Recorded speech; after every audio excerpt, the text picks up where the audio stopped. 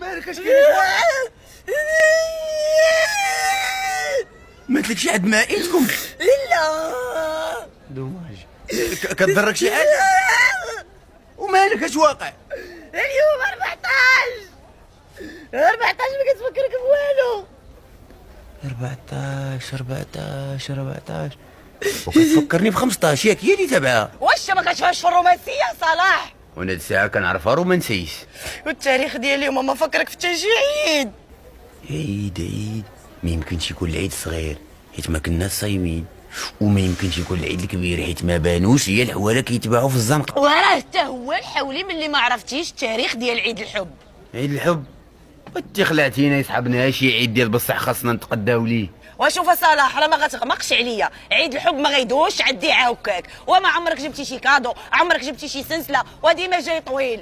الحب فاتي راه شعور واحاسيس وما كيحتاجش الفلوس باش نعبروا عليه، ولا غيولي ماتيرياليست وما غتبقى عنده قيمه. وراه حتى اللي قيمتك مشات بهاد الهضره الخاويه اللي كتقول. دابا انا عمرني جبت لك شي حاجه من نهار تزوجنا، ها؟ وشكون جاب لك السكر والطانسيو والعصب في المعده؟ هي في هادي ما كذبتيش الصراحه، كاع الامراض جبتيها ليا بمناسبه وبلا مناسبه، شي حاجه اخرى راه ما شفنا والو. وحمد الله بعدا كنجيب لك شي حاجه، وراه كاين شي رجاله عمرهم جابوا لعيالاتهم حتى الحلاقم، نتوما ما كتقدروش قيمه الحاجه ملي كتكون عندكم. صلاح بركه من داك التنوعير ديالك، هادي 3 سنين وانت كضحك عليا، والعام اللي فات ديتيني المحلابه وخديتي ليا ملفي وانا اللي خلصتها. انت اللي سمعك كتهضري قلتي موالفه بالخروج، والتيباك نهار كان كيبغي يخرجكم كيديك تشوفوا جداكم ويرجعكم، ومني كيبغي يتهلا كياخذ لك 10 ريال زريعه تاكلوها في الطريق. وبزاف عليك، كان يشري ليا درهم.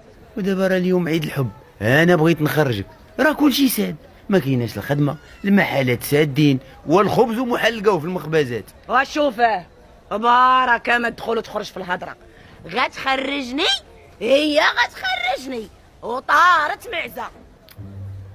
بغيتي تخرجي؟ يا